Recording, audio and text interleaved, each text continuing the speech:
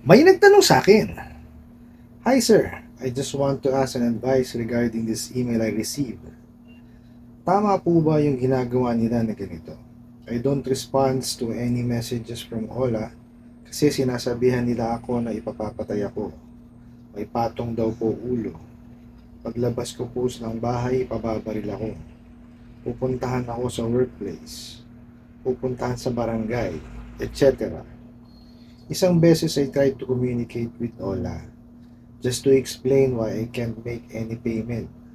Pero nagpupumilit sila. Hindi po nila maintindihan na na-confine ako due to appendicitis, tapos po na-operahan din ako. Sabi ko po sa kanila na willing ako mag-send ng proof of medical documents. Pakitago na lang sana identity ko, sakali po na mag-response kayo o sagutin nyo through posting sa TikTok. Thank you."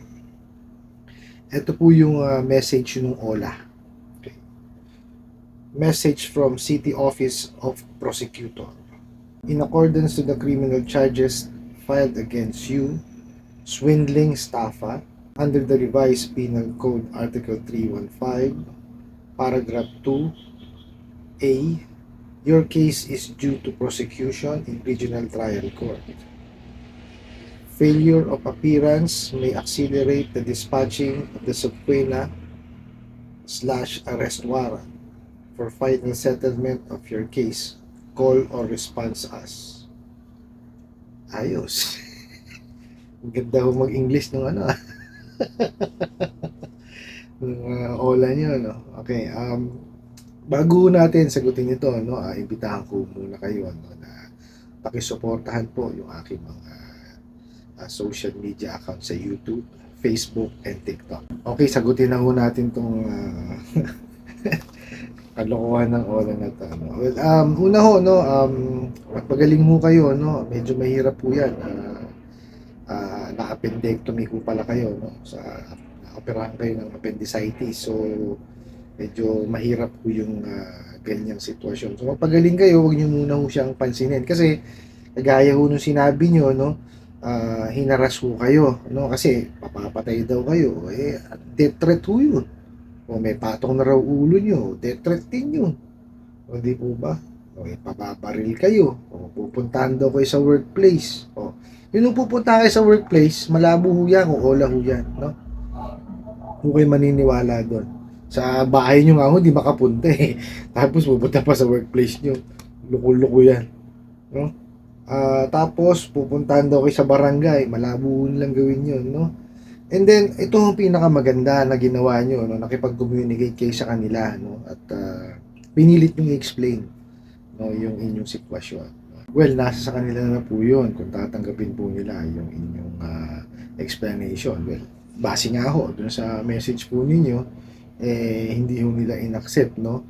And kayo pa ang nag-offer na magpapadala kayo ng mga medical abstract or documents na magpapatunay na kayo nga ho naoperahan, no? So actually yung ano nyo, rason nyo is valid naman, no? It's just that wala ho tayong magagawa sa mga Ola na to, no? Sarado ho ang isip nitong mga to, no? Kasi kung sa ibang lending, financing or banks yan, most probably po, no, pag nakapagpasa kayo ng medical abstract or documents, baka ho masuspend yan, no? Depende ho yan dun sa ano, sa magiging approval po ng management or depende ho sa policy nila, no? Pero may mga lending, financing ho akong kilala, no, na nagsususpend po sila, no? Pero dito ho sa mga Ola na to, wala ho talaga kayong mapapala dyan sa mga hinayupak na yan, no? Talagang puro pananakot lang ho at harassment ang matatanggap nyo sa mga bugok na yan, no? So, anuhin natin, himayin ho natin yung message ho sa inyo. Ang sabi ho, message from po galing po ito sa City Office of Prosecutor. Yun ho nakakapagtaka, bakit ho sila ang magme-message sa inyo? Di po ba? So halatang halata po na nananakot lang po ito, mga Ola na ito, o itong Ola nyo na ito. Pero inyo, sino hong City Office of Prosecutor ang magme-message sa inyo? No? Sa dami ho ng kasong na nakapending sa Pilipinas, no? Makukuha pa ho mag-i-message kayo ng ano, ng prosecutor's office. Kalokohan naman ho yan, no? Tapos ito pa, in accordance to criminal charges filed against you. Oh, swindling daw po or estafa. Paano magiging criminal ano case yung ano i-charge sa inyo? Eh kayo nga ho ang nag-reach out sa kanila. Oh, ini-explain nyo yung sitwasyon ninyo. Hindi nyo tinatakasan. Oh, wala ho kayong intensyon na linlangin sila o lokohin. Oh, di po ba? Kasi pag sinabi ho nilang ano, swindling or estafa, no? Meron ho yung ano, panluloko or panlilinlang. Asan mo panluloko at panlilinlang doon? Kayo pa nga ho ang nag-reach out, ini-explain nyo yung sitwasyon ninyo. Oh. Sila lang ho talaga ang ano, ang bugo. Oh, tapos sasabihin pa nila na your case is due for prosecution in regional trial court. Paano magpapupunta ng regional trial court yan? Oh, ang gulo-gulo nila. Oh, tapos ito pa. Failure of appearance may accelerate the dispatching of subpoena warrant of arrest. May ganun? May acceleration pa? Ano to, pagka nag-aral ka ng elementary, magaling ka, may acceleration ka? Luko-luko tong mga to. Oh, tapos, for final settlement of this case, call or response as. Anong response as? Bugo. Oh, tapos, wala namang contact details. Oh, di po ba? Tsaka hindi nyo nga alam kung sinong ola to. Ito ang mahirap sa kanila eh. Papadala ho sila ng mga ganitong pananakot. Ayaw ho nilang ilagay kung anong pangalan ng kumpanya nila. O, di po ba? Takot din kasi silang ma-identify. O, yung multo kasi nila, takot sila dun. No? Huwag nyo hong intindihin ho ito, no? Ang unahin nyo ho is yung paggaling po ninyo, no? Makaano kayo ulit, makabawi ho yung health nyo. Nang makapagtrabaho ulit kayo ng maayos, di ba? O pagka ho nakapagtrabaho na, o mag-ipon kayo, bayaran nyo ng one shot buo. O tapos picturean nyo yung proof of payment nyo, email nyo sila, o bayad na kanyo. Tapos i-complain nyo po, no? I-flash ko po dyan sa screen, ayan po, dyan po kayo mag-complain, no? Sa mga sangay ng gobyerno na yan, no? Tapos sa dami ho kasi ng sinabi sa inyo, papapatay kayo, may death threat pa, di ba? Sumangguni ho kayo sa abogado. Kung wala pa ho kayong pangbayad or pangkuha ng pribadong abogado, pumunta ho kayo sa PAW, no? Sabihin niyo lahat sa kanila yung ginawa sa inyo.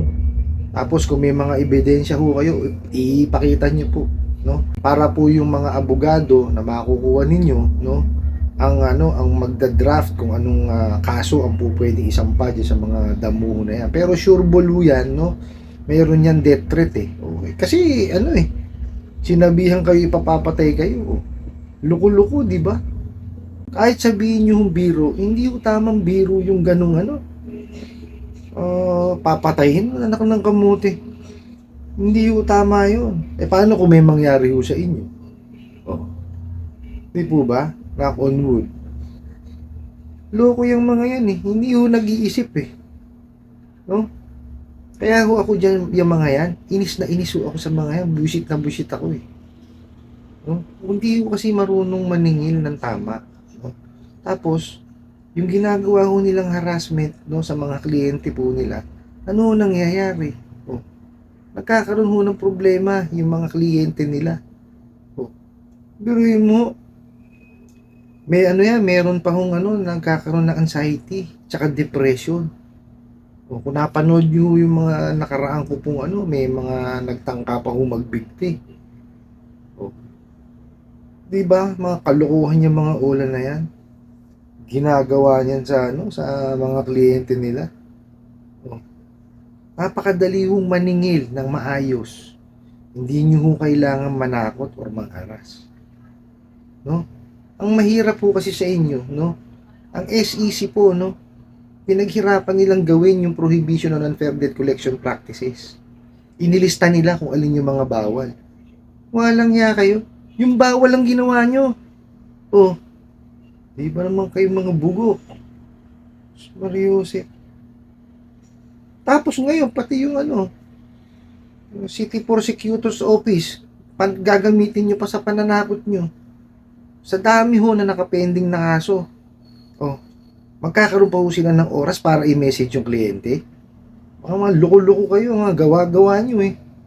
Oh, kaya kayo hindi kayo makatungtong ng korte eh, no? Kasi lahat na lang ginawa nyo ng ano, no? Kalukuhan. O panggap kayo, pulis. Ngayon, city prosecutor, CIDG, NBI. Puro kayo kalukuhan. Bawal yan. Ginagawa nyo, ipagpapanggap. Nasa prohibition na ng Fair Debt Collection Practices yun. Bawal lang magpanggap. O. Kasi kayo ginagawa nyo, ayaw nyo pa rin tumigil. Nariusip kayo. Mabalik ko tayo dun sa ano, sa nagtanong, no? So, ganun ang gawin nyo. I-ano nyo na yung sarili nyo. Magpagaling ho kayo, no? Tapos, kagaya sinabi ko kanina, pag kaya nyo na maghanap buhay ho kayo, mag-ipon, bayaran nyo, no? Complain nyo, sampahan nyo ng kaso, at manghingi ho kayo ng danyos. Loko-loko yung mga yan. Para humatigil na yung mga yan. Tapos, pag nakabayad na kayo, huwag nyo na ho silang tangkilikin. No? Kasi pagka ho tinangkilik niya mga yan, eh ano, paulit-ulit lang ho nilang gagawin yan. Hindi ho matitigil yung mga yan. No? Kasi hindi ho kasagutan ang hindi nyo pagbabayad sa kanila. No? Hindi ho titigil yung mga yan. Yan ho, pag hindi nyo tinangkilik, yan, matitigil yung mga yan. Kasi wala namang utang sa kanila eh. No? Kaya ho, yung sa mga nanonood po na bago sa akin, isa lang ho ang ano ko sa inyo, abiso ko sa inyo. Kung gusto nyo ho talagang mangutang, doon ho kayo sa mga legitimate na bangko, no? Financing at lending. No? Nakalista naman po yan sa website ng SEC. Gawin nyo po, punta kayo sa website ng SEC, sec.gov.ph, no? Tapos pumunta rin ho kayo sa ano, sa website ni CIC, no? Kung hanapin nyo po yung listahan ng mga lending, financing at bangko na registered po kay SEC. Tapos hanapin nyo rin siya dun sa listahan ng CIC, yung submitting entity. O, pag nandun ho siya, legitimate po yan. No? Tapos po, mag-iingat din kayo, no, na ano, dun sa mga nag-o-offer ng utang, no, sa SMS, sa mga messaging apps, no. Naku po, grabe ho yung mga yan. Gagamitin ho yan yung legitimate na lending ano, company or financing company. No?